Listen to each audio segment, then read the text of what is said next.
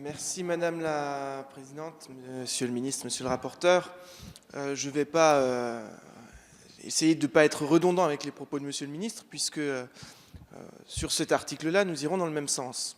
Parce qu'il nous semble particulièrement incompréhensible de considérer que les religions, les représentants des cultes, soient mis au même banc que des lobbyistes qui défendent des intérêts particuliers.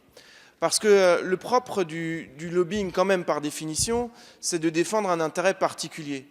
Et a priori, la définition d'une religion, c'est plutôt, et en tout cas d'une religion, comme vous l'avez rappelé, loi 1905, c'est-à-dire agréée par l'État, dont on aura reconnu qu'elle n'est pas contraire aux valeurs fondamentales de la République, eh bien, c'est plutôt de porter un message généraliste, à vocation généraliste. On y adhère, on n'y adhère pas, on y croit pas. Ça, chacun est libre de le faire et heureusement, notre Constitution le reconnaît.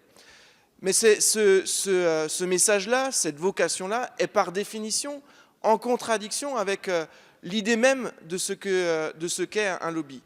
Et j'irai un peu plus loin dans ce que vous avez déjà rappelé, Monsieur le Ministre, c'est que la loi de 1905 sépare l'Église et l'État.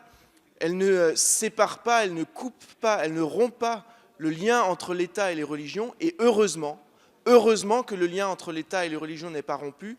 Et on peut bien se rendre compte aujourd'hui de la nécessité d'avoir un dialogue entre l'État et les religions, entre les religions, pour organiser, pour discuter de l'évolution de la société. Et puis je ne vous ferai pas l'insulte ici de vous rappeler que certains ministres du culte sont aussi des fonctionnaires. Alors, je vois des bancs en face de moi s'agacer du fait qu'en Alsace-Lorraine, par exemple, en Alsace-Moselle, la loi sur le concordat est encore applicable.